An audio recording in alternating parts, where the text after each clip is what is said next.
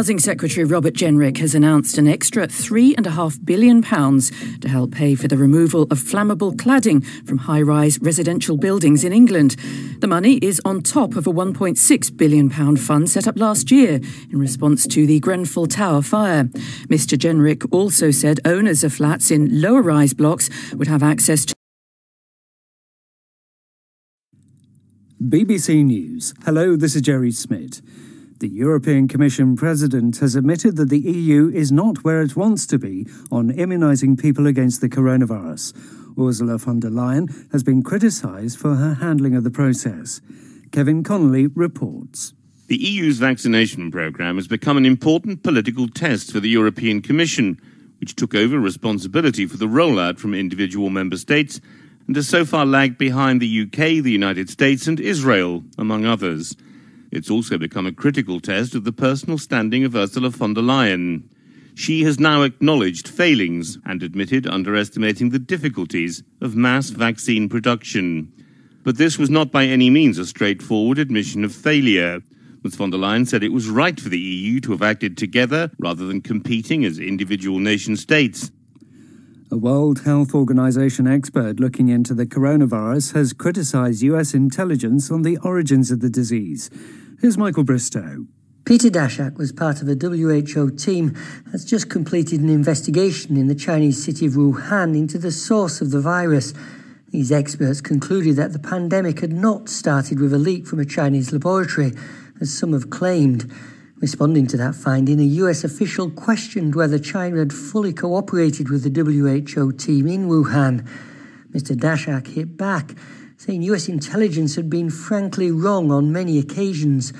The row suggests the WHO might have difficulty persuading the world that its investigation in China turned up everything there was to find. Pakistan's Supreme Court has commuted the death sentences of two mentally ill prisoners who've been awaiting execution for years, ruling that they should be sent to mental health institutions. It also directed that a mercy plea be filed on behalf of a third prisoner with mental illness who is also facing the death penalty. All three were convicted of murder. Jill McGivering reports. All three prisoners were convicted.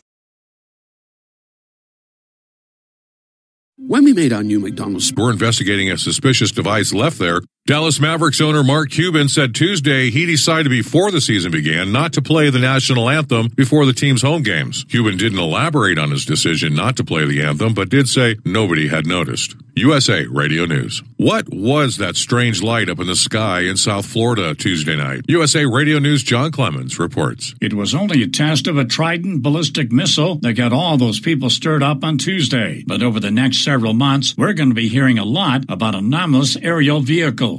Ariana Pollock of Military.com explains Congress wants an accounting by U.S. intelligence agencies. They want to know if Russia or China are in possession of some sort of technology that, the United States might not even know about yet. So if those things are lingering by U.S. bases or, even on the coasts of the United States, lawmakers want to know about it, and they want to see, what the military is going to do to try to counteract or deter it. From the USA Radio News Texas Bureau, I'm John Clemens. Confirmation hearings have been scheduled for February 22nd and 23rd for Merrick Garland, President Biden's nominee to be U.S. Attorney General. Garland is a federal judge on the U.S. Court of Appeals for the District of Columbia Circuit. USA Radio News. After being denied access to investigate the origins of the coronavirus for over a year, the World Health Organization now says it did not originate in a lab. USA Radio News' Tim Berg reports. A team of experts from the World Health Organization is wrapping up their work in Wuhan, China, where they've been investigating the origins of the COVID-19 pandemic. The team saying the virus that causes COVID-19 most likely entered the human population through an intermediate animal and is highly unlikely to have leaked from a laboratory. Former Secretary of State Mike Pompeo tells Fox News he's not buying it. Well, Bill, I've seen that headline, and I must say the reason we left the World Health Organization was because we came to believe that it was corrupt, it had been politicized, it was bending a knee to...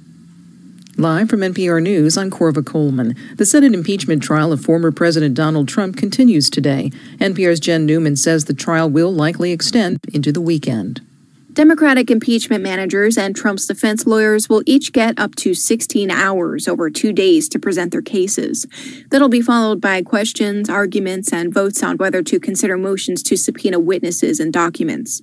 Democrats have not announced whether they plan to subpoena Trump or any other witnesses. The former president refused a request to testify voluntarily. NPR's Jen Newman reporting. The Navy is investigating 2 incidents of racist and extremist behavior aboard its ships. The Navy's top officer released a statement indicating the service must acknowledge that extremist behaviors exist in the Navy. NPR's Tom Bowman has more. One incident occurred more than a week ago aboard the USS Lake Champlain, when an African-American sailor found a noose next to his bunk. The other happened this past weekend aboard the USS Carl Vinson. Graffiti on a wall read, "Nazi Life." Admiral Mike Gilday writes, quote, "There is more we must do together because these symbols are contrary to our Navy culture, core values, and warfighting effectiveness."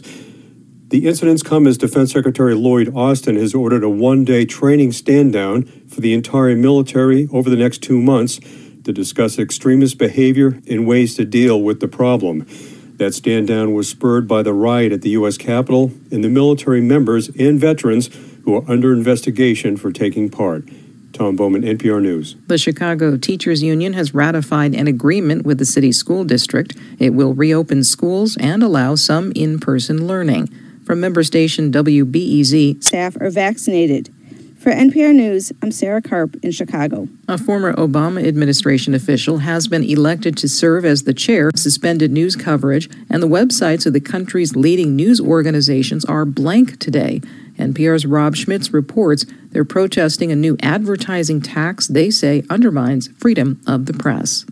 An open letter to Poland's prime minister signed by 43 media organizations, including Poland's largest newspaper, called the new tax extortion.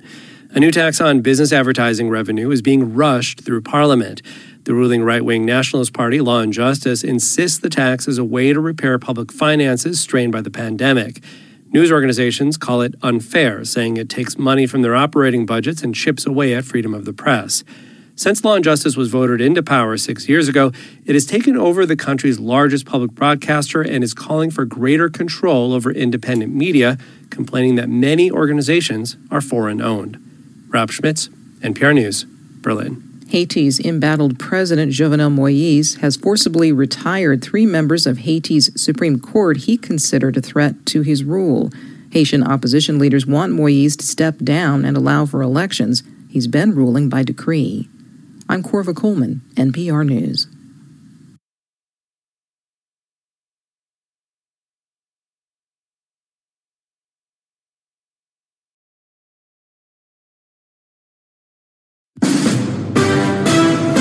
NBC News Radio, I'm Michael Kastner. Former President Trump's Senate impeachment trial is set to resume a day after dramatic video clips of the Capitol assault were played for senators. NBC's Kristen Welker. House managers unveiled a searing and often graphic 13-minute video montage of the January 6th insurrection, linking Mr. Trump's remarks before the riots with his supporters invoking his name while storming Congress. Trump's lawyers, who he's reportedly not happy with, argued that the ex-president can't be tried because he's no longer in office. The number of coronavirus cases involving new strains has spiked by 73% in the U.S., The CDC said late Tuesday there are now 944 known cases of COVID-19 variants that spread more easily. The public will get a chance to pay their respects to legendary Motown singer Mary Wilson during a public memorial planned later this year. Wilson, one of the co-founders of the Supremes, died Monday night. Michael Kastner, NBC News Radio.